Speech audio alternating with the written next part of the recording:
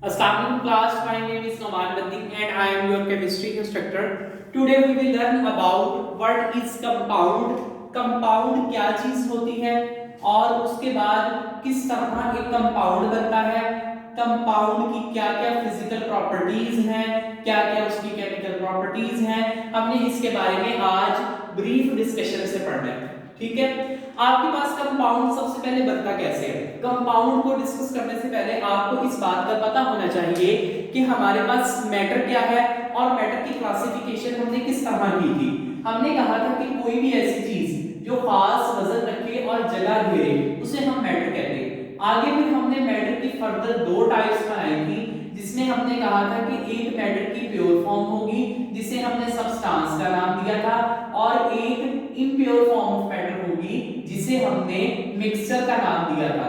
उसके बाद हमारे पास सब्सटेंस को हमने टू कैटेगरीज में डिवाइड किया था। एक हमने कहा था कि सब्सटेंस या तो एलिमेंट होगा या कंपाउंड होगा, और हमारे पास जो मिक्सचर है वो या तो हमारे पास होमोजीनियस हो सकता है या हमारे पास मिक्सचर हेटेरोजीनियस हो सकता है। ठीक है, आज हमारा जो मॉड ऑफ इंटरेस्ट है जिसके बारे में हमने डिस्कस करना है वो है कंपाउंड। कंपाउंड क्या होता है, कंपाउंड कैसे बनता है। अब आपको अगर ये फ्लो चार्ट से इस चीज की समझ आएगी कि what is the origin of mixture. Mixture is actually a matter. Mixture हर वो चीज जो कि जगह घेरती है और वजन रखती है उसे हमने किसका नाम दिया था, मैटर का नाम दिया था। अब हमारे पास हमारा मॉड ऑफ इंटरेस्ट कंपाउंड है। कंपाउंड होते क्या है, जब दो या दो से ज्यादा, when two and more than two, जब दो या दो से ज्यादा elements, when two or more than two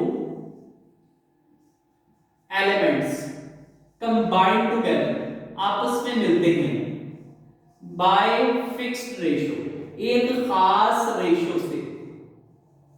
किस लिहाज से, by mass।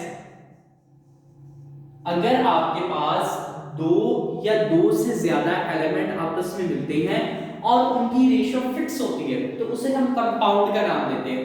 अब अगर बात को मैं मजीद सिंप्लीफाई करूं, जैसे आपके पास घर के अंदर हंडिया बनाई जाती है, उस हंडिया में खास किस्म के इंग्रेडिएंट्स डाले जाते हैं। जो इंग्रेडिएंट्स होते हैं उनकी खास मिकदार होती है। जैसे अगर हम बात करें सादा तरीन में बात करूं, आपके पास अगर आपके पास एक मैं सादा तरीन कंपाउंड की बात करूं, सादा तरीन हंडिया की बात करूं, तो उसके अंदर नमक की मिकदार, उसके अंदर मिर्च की मिकदार, उसके अंदर हमारे पास जितने भी लवाजमात दरकार होते हैं उन सब की मिकदार एक खास रखी जाती है और उस खास मिकदार से वो हमें हंडिया मिल जाती है। इसी तरह कंपाउंड के अंदर मौजूद जितने भी हमारे पास एलिमेंट्स होंगे उनकी मिकदार एक खास होगी। जैसे मिसाल के तौर पर अगर मैं बात करता हूं वाटर की, तो वाटर आपके पास एक कंपाउंड है जो कि हाइड्रोजन और ऑक्सीजन के मिलने से बनता है। अब हाइड्रोजन और ऑक्सीजन की कितनी मिकदार होगी, अगला ये सवाल पैदा होता है। तो वो कहता है कि जब हाइड्रोजन के दो एटम्स और ऑक्सीजन का एक एटम, एक एलिमेंट आपस में मिलता है तो इसके मिलने से हमारे पास वाटर बनता है जिसका केमिकल फार्मूला H2O है। अगर हम इसकी रेशो देखें तो ये 1:8 से मिलते हैं, क्योंकि अगर फॉर एग्जांपल 2 हाइड्रोजन है तो इसका 2 आएगा और इसका एटॉमिक मास 16 आएगा। जब हम इसे सिंपलीफाई करेंगे तो हमारे पास 1:8 आएगा। तो हमारे पास जो कंपाउंड होता है वो एक फिक्स रेशियो से मिलके बनता है। जैसे एग्जांपल के अंदर हमने अभी किसको डिस्कस किया है, वाटर को। वाटर को हमने एग्जांपल के अंदर डिस्कस किया कि हाइड्रोजन और ऑक्सीजन जब मिलते हैं तो उनके मिलने से वाटर बनता है। अब दूसरी बात बेटा, जो आपके पास कंपाउंड होते हैं ना, इनका स्पेसिफिक केमिकल फार्मूला होता है। स्पेसिफिक केमिकल फार्मूला होता है जिससे हम इसे रिप्रेजेंट करते हैं। इसका स्पेसिफिक केमिकल फार्मूला होता है कि ये दो हाइड्रोजन और एक ऑक्सीजन से मिलकर बना है कौन, कंपाउंड वाटर। इसी तरह आपके पास दूसरी एग्जांपल आप कार्बन डाइऑक्साइड की कर सकते हैं, CO2। अब ये CO2 जो है कार्बन डाइऑक्साइड गैस, ये कार्बन और ऑक्सीजन से मिलकर बनी है। उसके बाद आपके पास जो कंपाउंड होते हैं ना, जब एक एलिमेंट से कंपाउंड बन जाता है ना तो वो अपनी प्रॉपर्टीज को चेंज कर लेता है, नई प्रॉपर्टीज बना लेता है। मिसाल के तौर पर इसी एग्जांपल को हम दोबारा बताते हैं।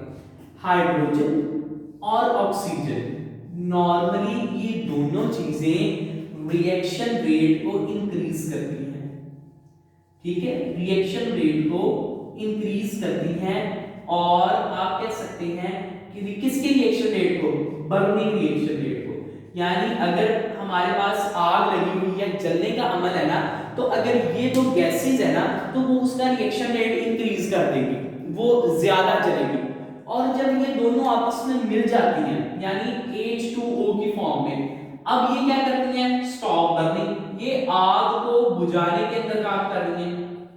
तो ये बेहतरीन एग्जांपल है इस बात को समझने की कि जब एलिमेंट से कंपाउंड बनता है तो वो एक नई प्रॉपर्टीज ले आता है और सारी की सारी पुरानी प्रॉपर्टीज को छोड़ देता है। वाटर के अंदर हाइड्रोजन और ऑक्सीजन रिएक्शन रेट, जो बर्निंग रिएक्शन रेट है, उसे इंक्रीज कर रही है when they are in a element form, जब वो एलिफेंट की फॉर्म में है। लेकिन जब उस एलिमेंट से कंपाउंड बनता है तो उसके बाद वो उसके मुतजाद उल्ट काम कर रहा है, यानी पहले वो बर्निंग को इनहांस कर रहा था, अब बर्निंग को स्टॉप कर रहा है, ठीक है। यहां तक आपका लेक्चर। उसके बाद जो आपके पास कंपाउंड है, ये इसकी फिक्स्ड मेल्टिंग और बॉइलिंग पॉइंट होती है, सही।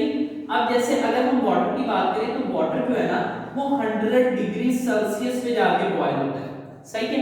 अब वाटर 98 पे बॉयल नहीं होगा, वाटर 95 पे बॉयल नहीं होगा, वाटर 89 पे बॉयल नहीं होगा। ये तब ही बॉयल होगा जब हमारे पास टेम्परेचर 100 डिग्री सेल्सियस होगा। तो इसका मतलब इनके शार्प मेल्टिंग और बॉइलिंग पॉइंट होंगे। इनके मेल्टिंग और बॉइलिंग पॉइंट क्या होंगे, शार्प फिक्स्ड मेल्टिंग और बॉइलिंग पॉइंट होंगे।